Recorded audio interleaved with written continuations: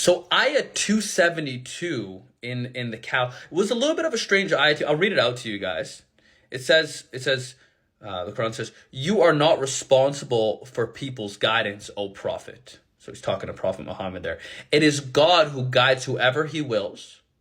Whatever you believers spend in charity, it is for your own good, as long as you do so, seeking the pleasure of God.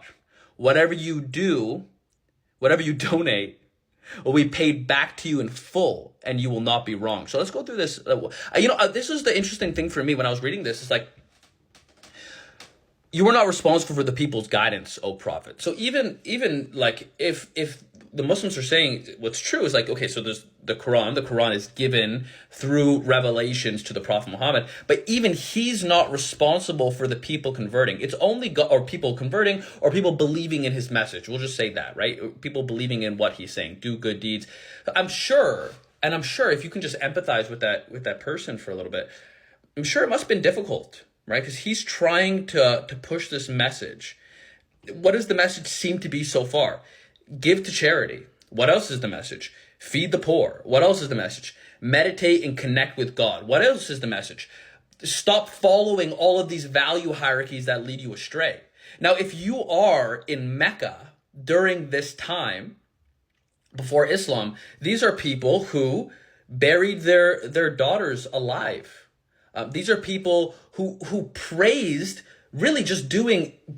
essentially the dunya, praising what would be called evil stuff, right? Whenever you have statues or people following statues, the statue manifests some type of dunya, and in comparison, good and evil really depends on your point of view. But from his perspective, at very late, okay, good and evil, there can be objective morality, but I'm just trying to put my mind in this perspective. Like, there's people go, well, I don't know if he's good, I don't know if he's evil. It's their own perspective. And it must have been a lonely journey, because you're telling people, hey, don't do this. This is bad. This is bad. This is bad. You're essentially going against your entire society. And God says, hey, you can't force them to convert. You're not responsible. You are not responsible for the people's guidance. It is God who guides whoever he wills. And tell me if I'm wrong here. I'd love to hear it, because the good thing I love about the Muslim community, they're always correcting me on things, so I appreciate it. But he would be a person who's telling people to do this. They're not. Some people are fighting against it. Some people they hated him for it. Some people they wanted to kill him for spreading a message of give to charity. Money essentially isn't everything. Don't trade your soul for a small fee. Basically, what he's being said, they want to kill him for it, and that must have been a lot of pressure on that person. So when you're looking at 272, you're essentially looking at God's relationship with Muhammad. This relationship that I'm sure. God had to tell him he's not responsible. Maybe in some ways. Tell me if I'm wrong, but maybe in some ways he felt responsible for it. So this is almost like a relieving thing. And I guess to Muslim people, if you see the world being corrupted, or let's just say you are following a religion and people around you are not following that religion, should you feel responsible for what they do? Maybe you should just be held in account for what your own soul does. Maybe that's more important. You can tell people if you believe that it's a positive message, which is what I'm trying to do. But I can't be responsible for what anybody else does with their own soul. It's their own soul.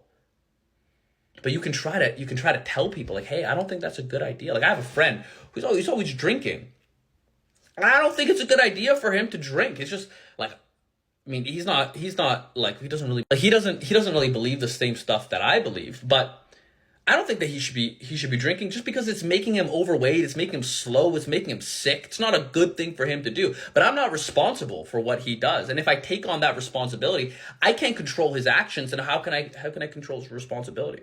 So it seems like in 272, God is almost like alleviating the responsibility between his messenger and the Quran.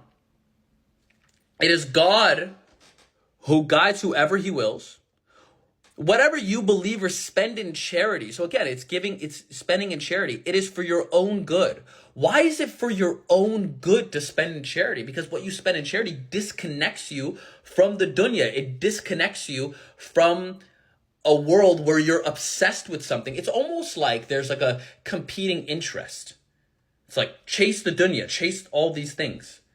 But where does it get you? But if you chase the good, it's better for your own soul. You stop the corruption. Because you have to admit, at least you have to admit, that this world is a corruptible force. Of course it is. Watch your own eyes. It's corruptible. Watch your own tongue. How easy is it, for example, I mean, just off this topic, but how easy is it to gossip about people? Because we think it's venting, but I'm not sure. I'm not 100% convinced that it's venting. It might just be gossip. You might be giving it excuses. I mean, I could be wrong about this, but this is kind of like a thought that I was having.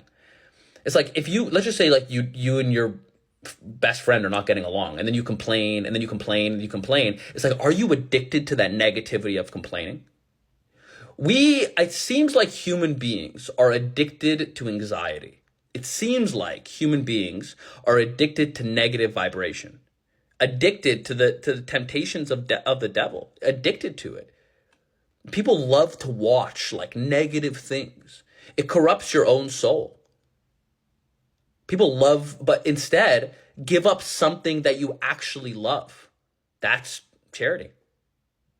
And give it to somebody else. That's charity. It's good for your own soul because you're disconnecting yourself from the thing that could corrupt you.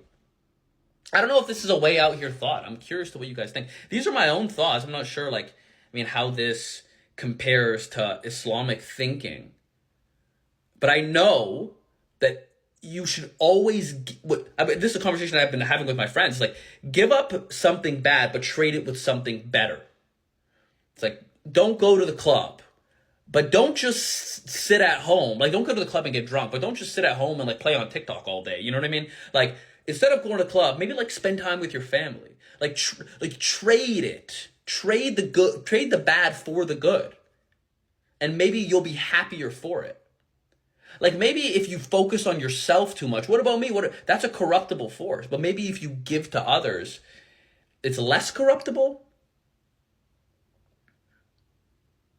I don't know. Tell me what you guys think. It's like, don't corrupt yourself for the dunya. I really like this idea of the dunya. I learned about this concept of the dunya, and it's like, it's such a fascinating concept because you can look at these concepts as like, there's corruptible forces on the planet that pull you this way and pull you that way, but have a strong center.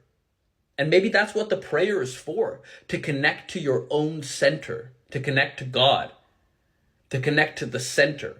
And there's a lot of things pulling you in this direction. There's money to be made. There's things to happen. This girl likes you. That guy likes you. This thing needs to happen. There's a lot of ahs everywhere. You know what I mean? Instead, try to connect and just realize, I think this thing's affecting my center. Ooh, I think I said that thing wrong. Hey, and then you just stop for a second. You go, oh, hey, God, thanks for creating me. Thanks for waking me up this morning. Thanks that I'm here. And inevitably, what you'll realize is you're not in control of anything. What's stopping you from fainting right now? When you see how much control you have. Try not to sleep for 2 days. You don't have any control. You really don't. You don't have any control. All you have control over seems to be your tongue, actually. Your tongue seems to be the bridge between determinism and free will. And this is done through food and through speech. Correct your speech, correct the way you think. Correct the way you think, correct your actions. Correct your actions, correct your soul. Correct your food. The food's the same thing because you're eating through the tongue. The tongue seems to be the bridge between free will and determinism. Okay, I'll leave it with that. That was a lot. I hope that's not too crazy of a thought. Appreciate it, guys. Peace.